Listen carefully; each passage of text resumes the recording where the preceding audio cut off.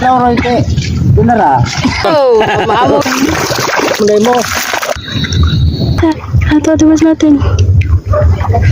Mukul mah. Di man gahi man. So good afternoon mga kawagits. So na ay nagpabahas din hadap kita pero we decided we are gonna go that way. Ay na ay bunsod, na ay magbukad. Tapos we are gonna go get some scallops. Cause you know us, if you've been watching our vlog, we love our scallops. Mga kalaghan. Kasi ka na order na. Order mo diha.